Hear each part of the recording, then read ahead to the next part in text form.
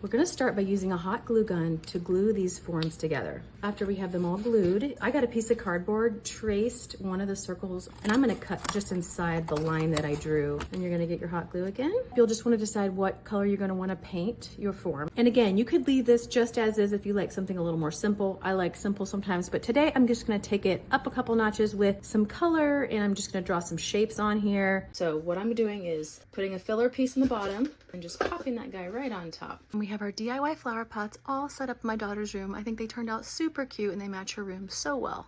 On one of my most recent trips to Dollar Tree, I came across these glass bowls, and as well I spotted these cool margarita glasses. I'm going to take some E6000 and I'm going to spread it around on the bottom of the margarita glass. And then I'm also going to apply some E6000 on the bottom of one of the glass bowls. Then I'm going to place it on top. I'm going to leave this to set. In the meantime, I'm going to take my second glass bowl and I'm going to take some E6000 and I'm going to take an old drawer pull and then place that on top. And then I'm going to let this set as well for 24 hours. So this DIY is super easy. Honestly, anyone can do this. Start to paint your pots and saucers with a matte finish paint or chalk paint. Take a paper napkin and separate the 2-ply layers. Draw a circle and cut it out with scissors. Take the saucer and brush the decoupage glue so the bottom and sides of the saucer are covered. Place the paper napkin circle and press down in the center and smooth the napkin out. Dip a small paintbrush in water and brush along the top of the saucer. Add a final layer of decoupage glue. Take a strong adhesive glue and place a ring of glue. Place the saucer on top of the bottom of the pot. You now have a beautiful clay pot candle holder.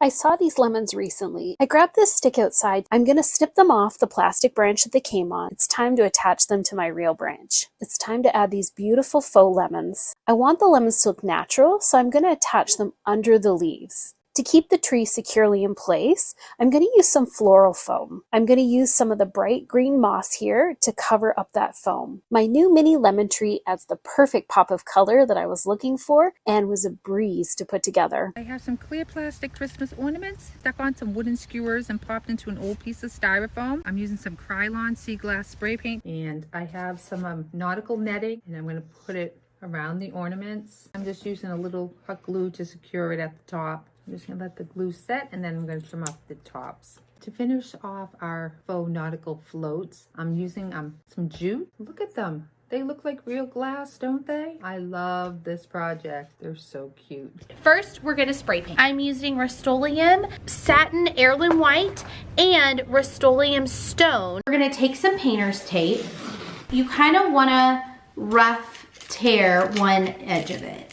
We're gonna put this along the bottom. I'm using a craft paint and I'm just using brushed gold. You kind of want to make it look like the paint is kind of tearing and you can see underneath it. All right, so here's the finished product and I absolutely love how they turned out. I ran to Dollar Tree and grabbed some of their wood pieces, cut one of those in half, sand down both of my pieces. Then I used some wood glue to secure each of the half pieces to the ends of the full piece. So I grabbed one of the thinner wood pieces and measured it to fit on the front. I cut it again down the center lengthwise to make 2 thinner pieces. Next, I grabbed that smaller excess piece that I had set aside and I repeated that process of cutting it lengthwise to make 2 thinner pieces. I used some more wood glue to put all my thinner pieces together in a frame shape. I used my drill to pre-drill holes up through the bottom and into the half pieces. Then I added a small wood screw into each side for extra security. Once the wood glue was dry, I filled in any gaps with some wood filler and let it sit for about an hour before sanding it down. Once both pieces were prepped, I painted all of them with a couple coats of white latex paint. I grabbed a piece of cane webbing and placed it into some warm water for about 30 minutes. Then I removed it from the water and patted it dry, and I just cut that down to fit the thinner frame and used my staple gun to attach it. And I made sure I was pulling that cane web tight as I was stapling it. I used some more wood glue to attach that piece to the front of the larger wood frame. I added some heavy-duty D-rings to the back, and I ended up with this really neat wall shelf that could be used for many different things. Next time you're at the dollar store, grab a large wreath form, 2 small wreath forms, and 1 3D wreath form. Assemble the 3D wreath form according to the instructions. Start to cut the wire rings from each other on the large wreath form and the 2 small wreath forms. Take the second to largest ring and place in the center of the wire globe. Take 2 of the second to smallest rings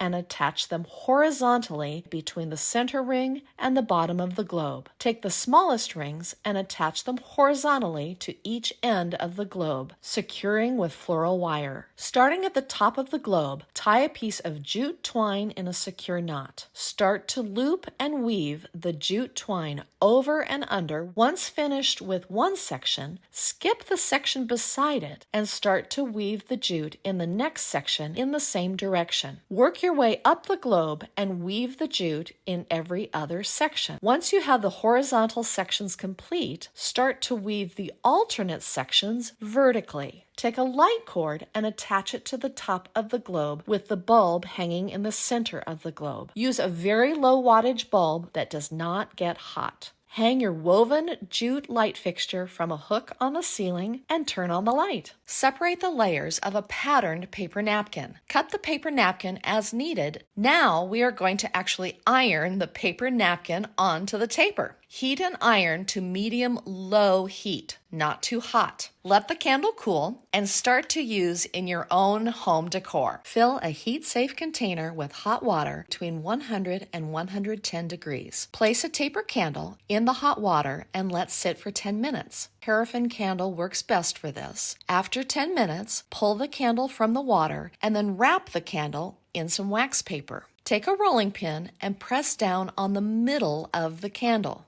Once the middle section is flattened, take the candle and gently twist it into the shape that you want. When you get the twist that you want, place the candle in cold water and this will set the candle in its new shape. Then, have fun displaying your new twisted taper candle. Take painter's tape and tape off sections on a taper candle. Make sure that the edges are pressed down securely on the edges of the tape. Once taped off, paint light coats of acrylic paint in the open sections of the candle in the color or colors of your choice. Let dry completely. Try displaying them in odd-numbered groupings and vary the height of your candlesticks. A variety of colors, textures, and patterns make the display even more interesting and unique. I hope this inspired you to have some fun sprucing up ordinary taper candles.